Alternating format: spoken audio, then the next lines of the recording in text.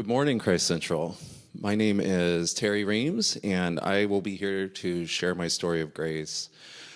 I've actually been a member of Christ Central for 2 years. I was saved during COVID, during 2020. I was very lucky to be able to move down here a couple months ago, and now I can attend in person every Sunday. Like a lot of you out there, I grew up going to church. I was raised in a Christian home, went to church every Sunday.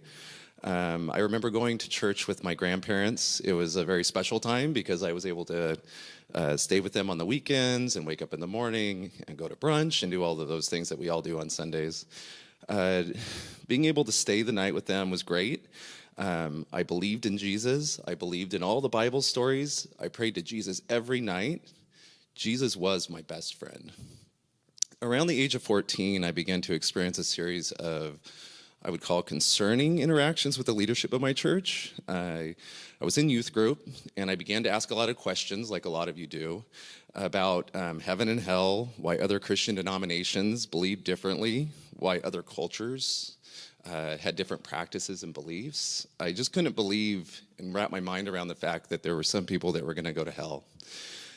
So I decided that I was going to address this with my youth group pastor and see what he had to say about these things. I was a little surprised with the response. So I came to them. I was a very shy person. I wasn't used to addressing these kind of things, and I went to my youth group leader and pastor and expressed my displeasure with the fact that I didn't think everybody should go to hell. And they were quick to dismiss my concerns, and they basically told me that, you know, any other religion, anybody who didn't believe in the one true God, were going to hell.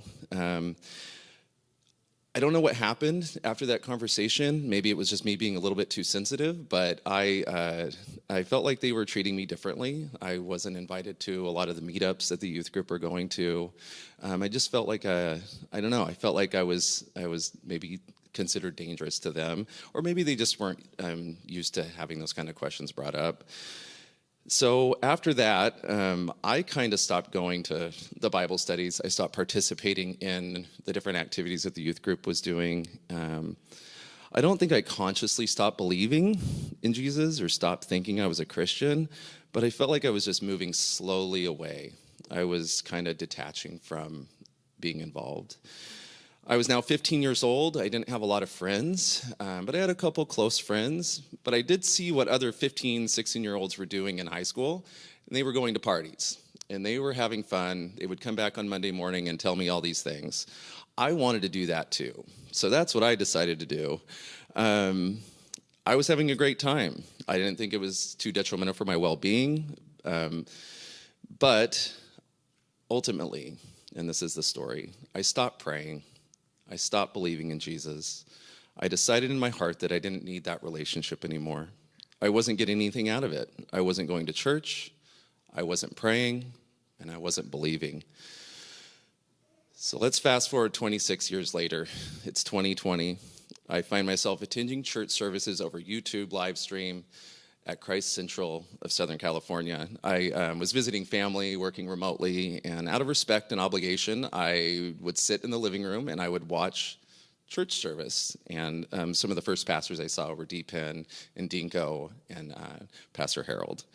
After a few weeks of attending CCSC online, I wasn't just listening anymore, or I wasn't just watching, I was listening. I was feeling something that I hadn't felt in a very long time, something that was moving me in a certain way. So I started going back in time. I looked at all the YouTube sermons, and I started watching everything from 2 years previous. Got to see Pastor Harold for the first time on film. I bought my first Bible as an adult. I'd been given a Bible as a child, and I finally bought my first Bible. It seemed like a small thing for a lot of people, but it was a really big deal for me. I've been an agnostic basically my entire adult life. I know about science, I know about evolution. My major in college was anthropology. I didn't understand why I was feeling this way now. With all this stuff that I knew, why was I feeling like I was being pulled towards something else, something more spiritual? I was believing again. And it had nothing to do with me. It was God, and it was God's grace. As I was thinking back through my life and the mistakes that I had made, I realized that I had let bitterness and cynicism take over, but not anymore. For the first time in a long time, I was allowing myself to be vulnerable. I was letting Jesus in. I realized I couldn't do this by myself anymore.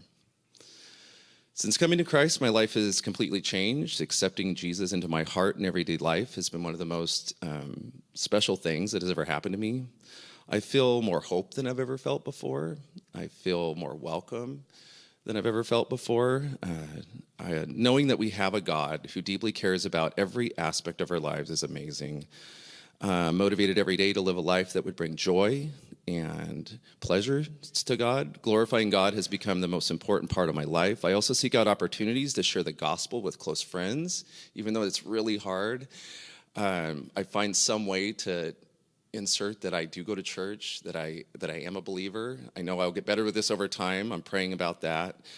I truly believe that all of our struggles and suffering in life is God's way of showing us how much we really need him. I know that through Christ, anything is possible. I may not have made the best decisions in my life. I made a lot of mistakes. I haven't reached all my goals. I may still feel some guilt about some of the things that I've done. But I now know that I have a personal relationship with Jesus, and I know the one true God, and I don't have to regret anymore. I can leave all of that with him. I can pray for guidance and strength. While every day can still present challenges and hardships, I know that I'm not alone anymore, and one day we'll experience a new life in heaven. Thank you.